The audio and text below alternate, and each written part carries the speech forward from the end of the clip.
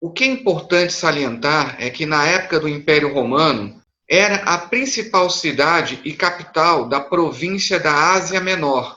É o que hoje nós chamamos de Turquia, o que constitui hoje a Turquia, tendo recebido o título de primeira ou principal e maior metrópole da Ásia.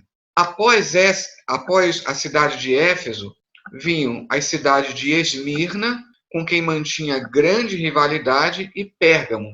E é só lembrar que lá em Apocalipse são justamente as duas cartas que vêm na sequência, a Esmirna e a Pérgamo. E ela era também famosa por possuir o templo de Ártemis, também conhecido como Diana, uma das 7 maravilhas do mundo antigo. Então, a deusa grega Ártemis era conhecida ou tinha o seu correspondente entre os romanos, Diana.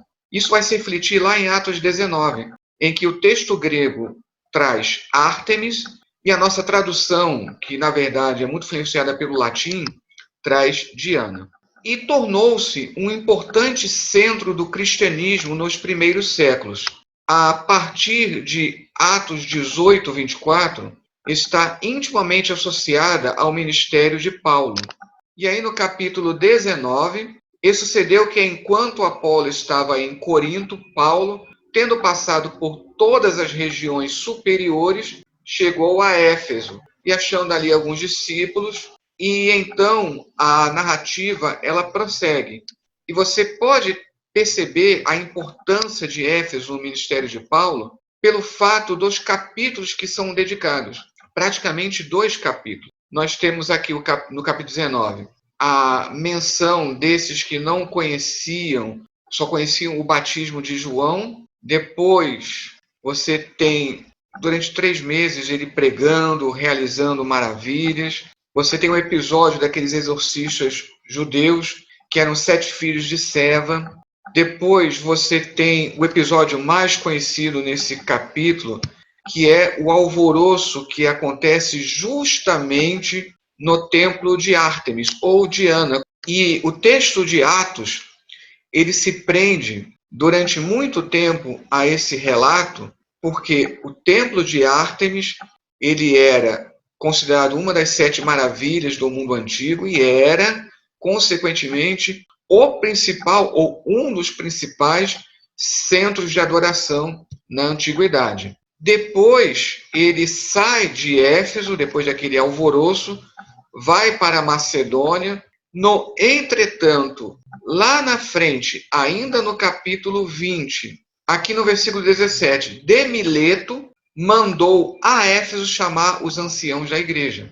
Vocês vão observando a importância que tem esse ministério de Paulo relacionado com a cidade de Éfeso. Dali, Paulo escreveu a primeira carta aos Coríntios, onde atesta que lutou contra bestas. 1 Coríntios, no capítulo 15, versículo 32, se como homem combati em Éfeso contra as bestas, que me aproveita isso se os mortos não ressuscitam? Comamos e bebamos, que amanhã morreremos. Então aqui ele menciona essa luta contra bestas. É uma alusão à prática romana da luta com das feras como espetáculo. Só que aqui está sendo usado em sentido figurado, com relação a algum perigo que ele havia experimentado. Não sabemos exatamente que tipo de perigo. Nós temos justamente esse incidente lá no templo de Ártemis, em que foi um grande alvoroço e que provavelmente a vida de Paulo estava correndo grande perigo. Então é provável que possa ter sido nessa ocasião. Um outro detalhe, isso você não percebe pelo texto bíblico diretamente. Ali formou-se uma espécie de escola paulina, formada pelos discípulos de Paulo, a quem se acreditam as chamadas cartas deuteropaulinas, Colossenses, a carta aos Efésios e 2 Tessalonicenses são creditadas, teriam sido editadas por essa primeira geração de discípulos de Paulo. E também as chamadas cartas pastorais, que já seria uma segunda geração de discípulos de Paulo. A carta aos Efésios é até um outro indício da importância. As cópias mais antigas da carta aos Efésios, a carta de Paulo aos Efésios, ela não contém um destinatário. Ela tem um espaço vazio, o que indica que era uma carta circular. Agora, as cópias, a maioria das cópias que restaram, tem indicação a Éfeso. E é interessante que seria uma carta, então, escrita de Éfeso e não para Éfeso, segundo alguns estudiosos. Além das ligações com Paulo, existe uma tradição que afirma que ali foi sepultada Maria, mãe de Jesus, assim como o apóstolo João, o que proporcionou que a cidade estivesse associada com as tradições joaninas, como atesta Eusébio de Cesareia em sua História Eclesiástica. Eusébio de Cesareia, que viveu no século IV e escreveu essa que é a mais importante e mais antiga história sobre o cristianismo, depois, obviamente, de Atos dos Apóstolos.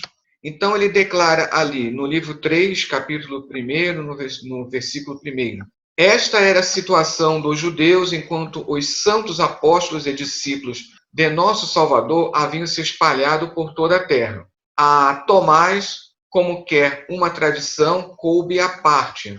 A André, a Sítia. A João, a Ásia, entre os quais se estabeleceu, morrendo em Éfeso. Com todo o peso dessa tradição, constituiu-se uma importantíssima igreja ali, sendo inferior apenas à mãe em Jerusalém e a primeira igreja a unir oriundos do judaísmo e gentios, Antioquia da Síria, porque a Bíblia, Atos dos Apóstolos, cita uma outra Antioquia, lá em Atos 13, que era a Antioquia da Pisídia.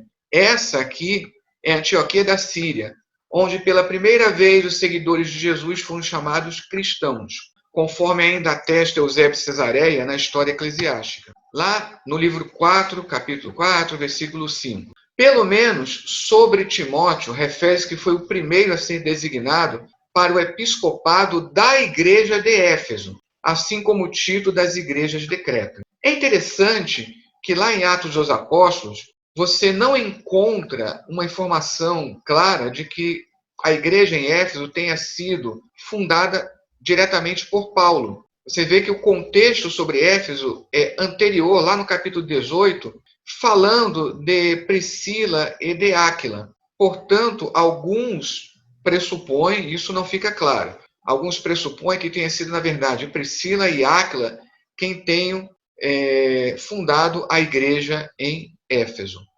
Outro importante testemunho acerca da igreja de Éfeso é dada por Irineu de Antioquia, o qual viveu no início do século II, portanto estava bem próximo do final dos livros da confecção, da escrita dos livros do Novo Testamento, e ele escreveu muitas cartas, assim como Paulo também fizera. E uma delas foi dirigida justamente à igreja de Éfeso.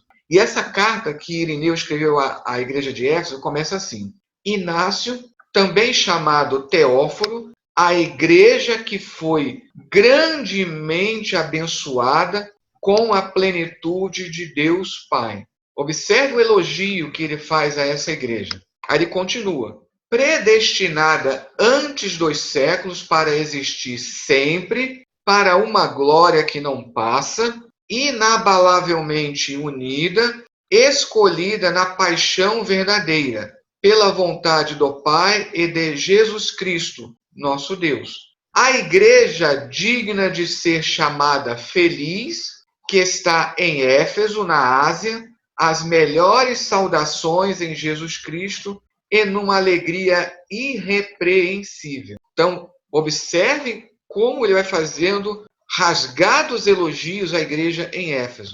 Aí depois desse prólogo, ele continua no que seria o primeiro capítulo, o primeiro versículo da carta. Acolhi em Deus vosso amadíssimo nome, que adquiristes por justo título natural, segundo a fé e o amor em Cristo Jesus, nosso Salvador. Imitadores que sois de Deus, reanimados pelo sangue de Deus, realizastes até o fim a obra que convém à vossa natureza. Então, observem os elogios rasgados que Irineu que é de Antioquia, fez a essa igreja.